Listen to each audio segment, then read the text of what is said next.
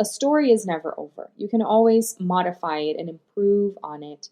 The more you learn and the more times you tell it, and this is true for speaking too, the more times you speak, the more little things you can tweak. And the same thing goes for writing a book or a text, right? You can be editing it forever, and it's just an ongoing process. Welcome to the Empowered Woman Podcast, the #1 show on visibility strategies for women entrepreneurs. If you want to get empowered to be seen, stand out on social media, stages, TV, and more to make an impact with your voice and business, you're in the right place. I'm so glad that you're here. My name is Marcia Spurk, and I'm your host, professional singer and visibility strategist. Welcome again, and let's dive into today's episode. So I'm super excited to be starting a new series here on the show. I have already shared this on social media, but here we go. In January 2022, I decided I was not going to buy books. I was going to rent them out of the library. So I created a library card, and I started looking for books that people had recommended to me when typically I would just buy them off of Amazon, either Audible. I don't really like ebooks, but if that's the only format, I'll read that too. Or just plain buy the paperback. And I was like, I hardly ever finish the books that I start, or it takes me forever because I get bored or I'll start a new one. So let's avoid the clutter, save some money, and actually have some accountability because there is a deadline, especially books that are super on high demand. Typically, you only get 3 weeks. I don't know how all the public libraries work, but here in Denver, you usually have 3 weeks. And if that book is very popular and there's lots of holds on it, then you have to give it back after 3 weeks. Otherwise, you get to renew it for a while. So you get to keep a book for a couple months, if not more, if it's not on high demand, which gives you enough time to finish it.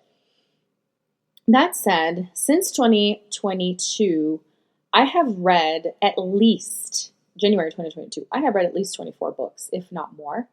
And I haven't taken notes on all of them, but recently I started keeping some notes, and I thought, I wonder if there are other people out there, because it's usually the case. I wonder if there are other people out there who get book recommendations by people, but they don't make it as far as getting the book and reading it, or they don't finish it, or you hear about something enough times and you're like, I really need to check it out, but you never do.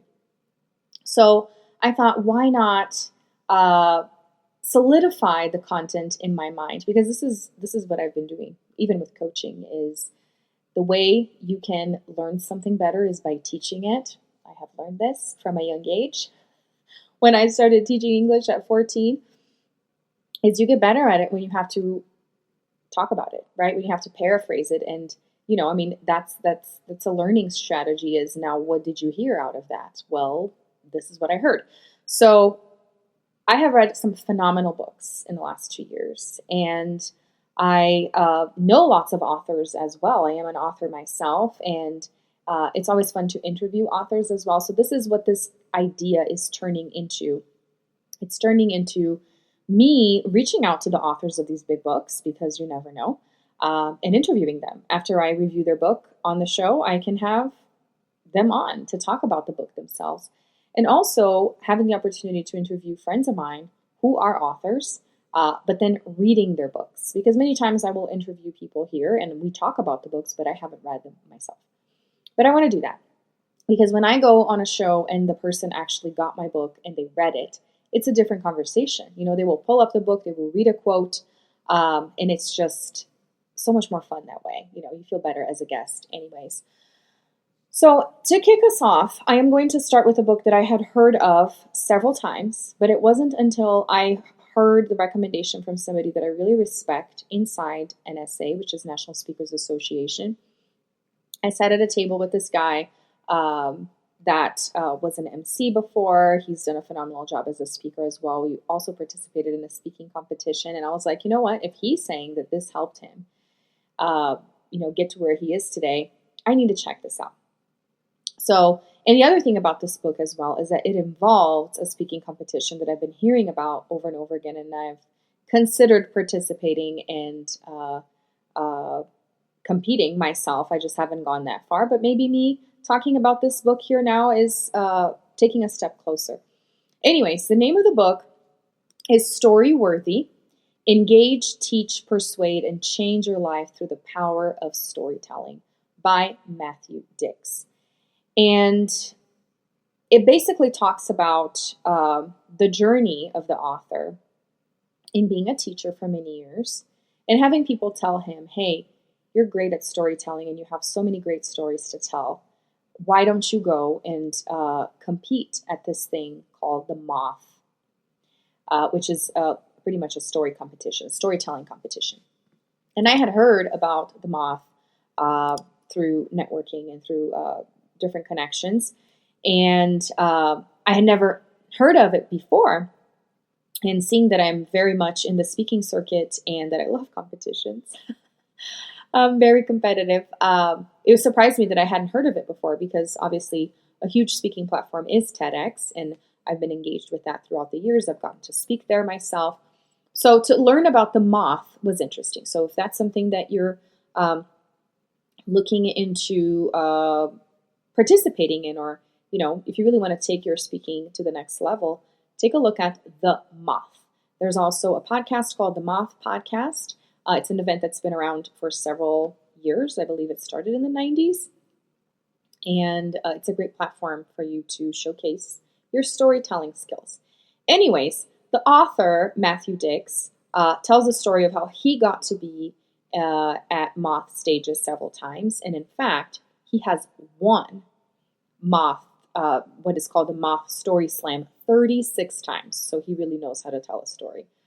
And there is an even bigger competition called the Grand Slam, the Moth Grand Slam, and he was a champion 5 times. So he really knows his stuff when it comes to story and storytelling. And as a speaker, you know how storytelling is important. But if you are an entrepreneur, which I'm assuming if you're listening to me right now, you know how important storytelling is in marketing. Because basically, that's how you engage people, is when you illustrate, whether it be with client testimonials, with your own stories. It just helps people become more engaged with what you're doing. So in this book, and I'm just going to read a quick description, you can find it on Amazon. It says, whether you realize it or not, we're always telling stories.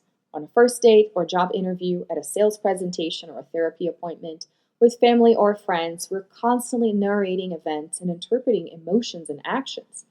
In this compelling book, storyteller extraordinaire Matthew Dix presents wonderfully straightforward and engaging tips and techniques for constructing, telling, and polishing stories that will hold the attention of your audience, no matter how big or small. He shows that anyone can learn to be an appealing storyteller, that everyone has something story-worthy to express, and perhaps most important, that the act of creating and telling a tale is a powerful way of understanding and enhancing your own life. So I want to piggyback on that, because we're talking about learning how to tell a story to sell something. But what he shares in the book is that storytelling can really help you enjoy your life more. It can help you find lessons in everyday moments. Because here's the key thing that he shares over and over again in the book that I really appreciated, is that oftentimes we think we have led a boring life. And I hear this from clients all the time, especially when we're applying to TEDx. There's nothing special about me. I didn't overcome illness. I didn't move from a different country. When they look at me, I didn't have triplets. There's nothing crazy that I have led a pretty normal life, pretty ordinary life. So they think, right? I don't have any huge childhood trauma, no crazy stuff in my family. And so they think there's no point in me talking about anything. And that right there, it's a mindset issue and really a limiting belief, because we all have unique things about us. And this is what this book helps you figure out, is how in the most ordinary moments you can learn big lessons. Because this is what the author realized. People encouraged him to go on stage and tell these stories because he had some crazy stuff happen to him. He was robbed at gunpoint while he was working as a manager at McDonald's. He almost died on the side of the road. He was ejected from his car in an accident. Crazy stuff that you would think would make a great movie, you know? But he really shows how you don't have to have extreme events to create a powerful story, because it's all in how you do it, you know, and how you start, how you develop that story, and most importantly, what is the moral of the story? Hey, let me ask you a question. Would you like to be my next guest on the Empowered Woman podcast? Do you have a story you'd like to share? Want more visibility for your business on a show ranked in the top 0.5% in the world? Well, then head on over to martasburg.com/podcast guest for more information. A good way of doing that, which is something that I actually learned from one of my mentors, he was here previously in the podcast, Cody Birch. He's great at storytelling as well. In fact, he has committed, I think, for the last 2 years to sending a daily email to his email list. And that's how he sells, essentially, is telling stories. And it's short emails, very to the point. So he's a great resource as well. But he encourages you to keep track, keep a story log. And so does Matthew Dix from the book Storyworthy. He says, keep a story log. And you don't have to try to find wisdom right off the bat. Just, you know, reflect back. And this is what you would do if you were keeping like a gratitude journal, right? What happened today? Because we go about life and then we just, you know, focus on the next day, on the next thing, instead of taking some time essentially to smell the flowers. What happened today? What was one thing that somebody told me, or that I heard, or that I read that really impacted me today? And keep track of that.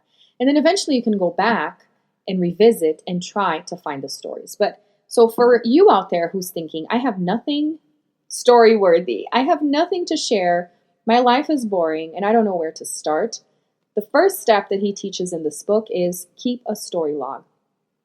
So start, you know, with just words. It doesn't have to be, because that can get intimidating as well. I know.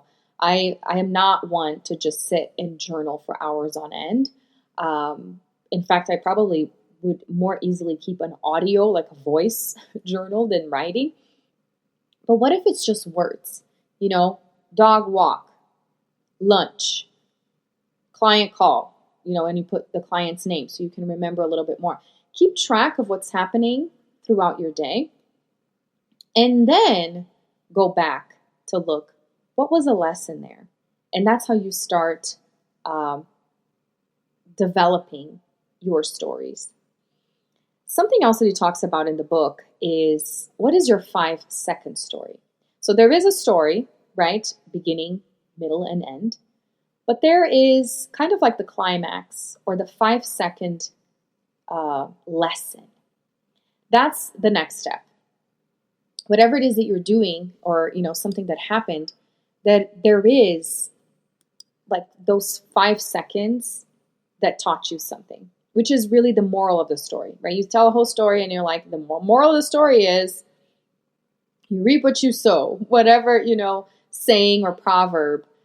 That's what makes a story worth telling and listening to, is when there is a point to it.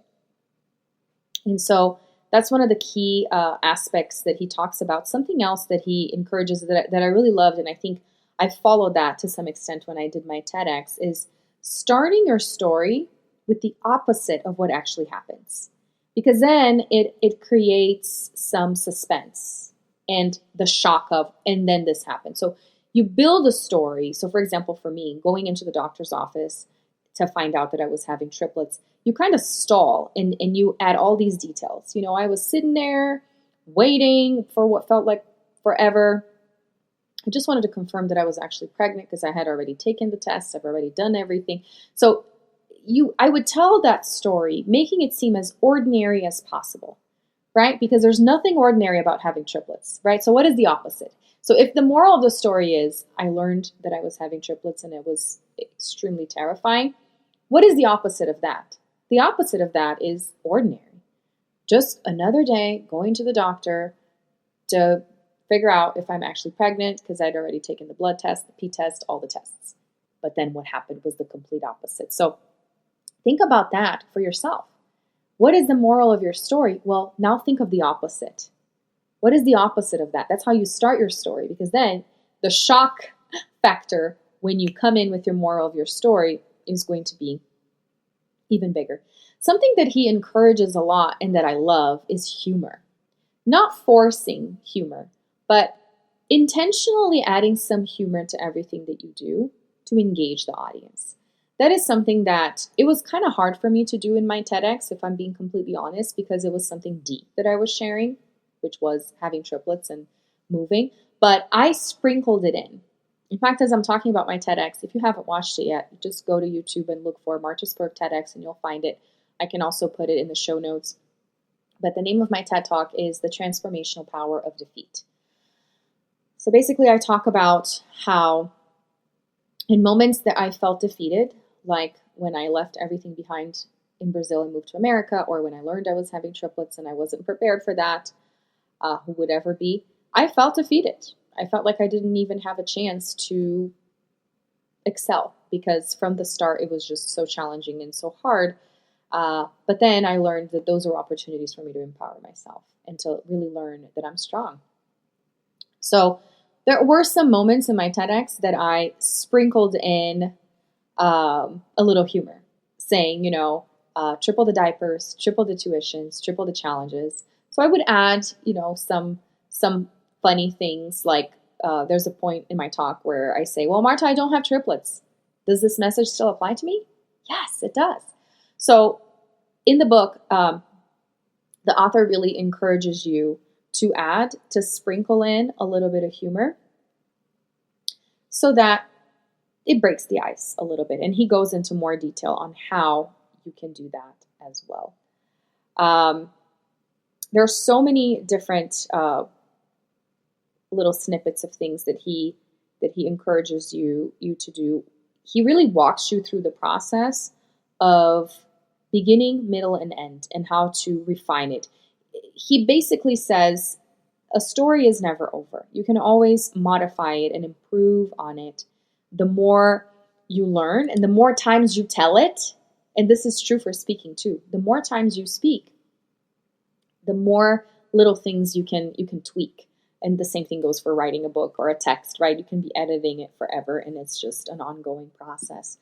But I really, really enjoyed this book. In fact, I was speaking at a panel for an event a couple months ago, and my topic was encouraging women entrepreneurs to write a book and saying how that can be a huge marketing tool for your business. And one of the questions from the audience was exactly what I just said a few minutes ago. I don't feel like I have anything special to say. I have had a really ordinary life. And the first thing that came to mind was this book. I said, you need to read Storyworthy, because he will show you that even in the most ordinary moments of your life, like walking your dog, nothing monumental, there is a lesson there if you learn to go through the steps that he teaches in his book. Something else I will go and say is that I was so fascinated by this book that I went on to Matthew Dix's website. I signed up for his free courses. He has lots of free resources, and you can access those once you read the book. He will give you the link for it so that you can do the exercises that he encourages in the book. So it's not just theory, but you're actually implementing the strategies. And he does monthly free Q&As. So he has paid programs, paid coaching programs, but he does free Q&As on Zoom. So you actually have the opportunity to connect with him, which the reason why I started with this book too is that I'm thinking I can reach out to him because I actually met him on Zoom. I attended one of the calls, and I see if he would be up for being here on the show, because that's what I do. I put it out there and see what happens. So that's what I'm doing with this series. I am reviewing books that really marked me and that I really enjoyed and that I recommend. I will look into having the author on the show as well if possible. But I'll continue on. So this is my invitation. For one, if you have an amazing book recommendation that you would like for me to read and review here on the show, please send it my way. You can just email it to me at contact@martaspurk.com or find me on social media and send me a DM. Or if you are an author and you would love for me to read your book, talk about your book on air, and interview you too, I would love to do that. Please reach out to learn how to be interviewed here on the show or have me review your book. And I'm excited to have lots of fun with this series. Thanks so much for tuning in today. I hope this episode empowered you. And if you enjoyed the show, please join the Empowered Woman community on Facebook and share with friends or leave a review on iTunes so more people can discover this empowering message. Until next time, bye.